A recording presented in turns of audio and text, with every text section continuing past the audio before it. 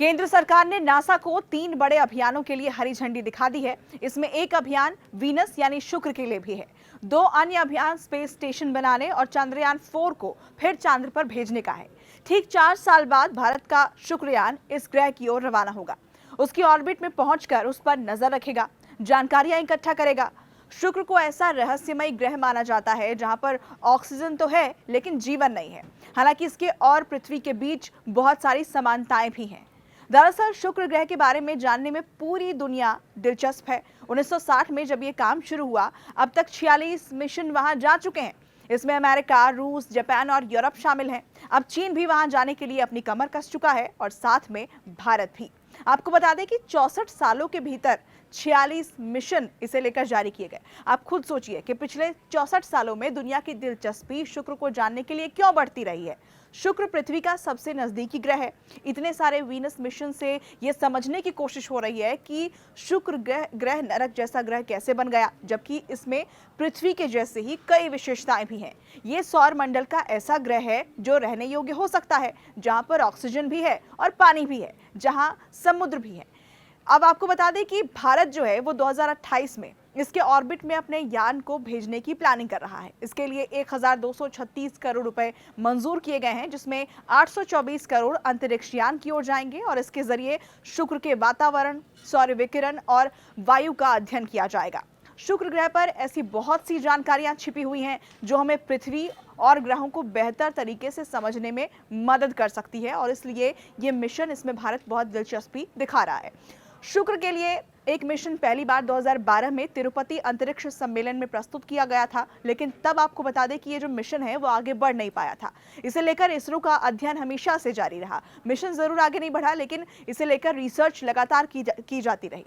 2017 में इसरो ने यह तय किया कि वो शुक्र ग्रह के लिए अपना मिशन भेज सकता है, और इसके लिए अब वो पूरी तरह से तैयार है। इसरो का यान शुक्र ग्रह की कक्षा में 55 किलोमीटर के उस पर नजर रखेगा और जानकारियां धरती पर भेजेगा। सवाल यह है कि क्या शुक्र पर जिंदा रह सकते हैं? तो आइए अब इस ग्रह के बारे में अब तक की जो मालूम जानकारी है उनके बारे में बात करते हैं, डिटेल्स आपको बताते हैं।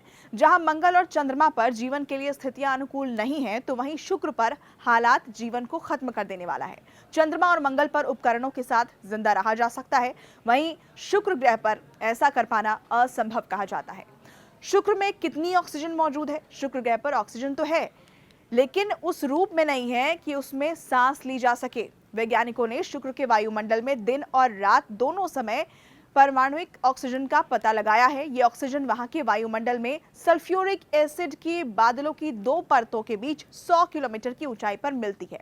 अब ये जानते हैं कि ऑक्सीजन का तापमान वहां कितना होता है।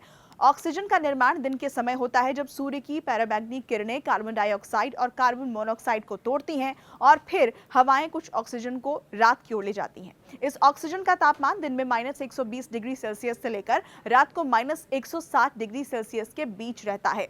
अब ये जानना अहम है कि आखिर ये ऑक्सीजन खतरनाक क्यों है।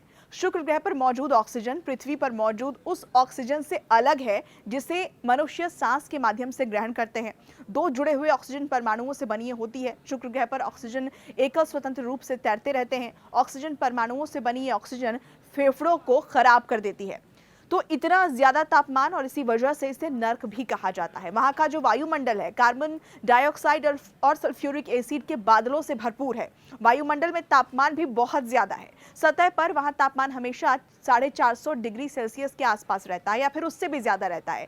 तो क्या पृथ्वी भी शुक्र जैसी बन सकती है? शुक्र ग्रह के बारे में कहा जाता है कि कभी पृथ्वी और वो दोनों एक ही जैसे ग्रह थे, लेकिन आज जहां पृथ्वी पर जीवन पनपा हुआ है, तो शुक्र एक तरीके से नरक बना हुआ है।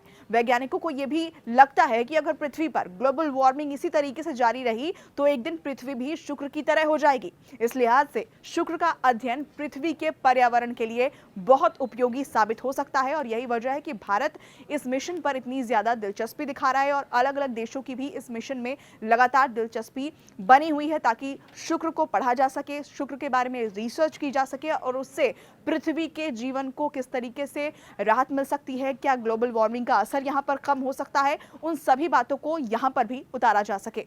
ये पूरी जानकारी आपको कैसी लगी, कमेंट सेक्शन के जरिए हमें लिखकर बताएं। ऐसी ही बाकी खबरों से अपडेटेड रहने के लिए न्यूज़ 18 इंडिया के यूट्यूब चैनल को सब्सक्राइब जरूर करें।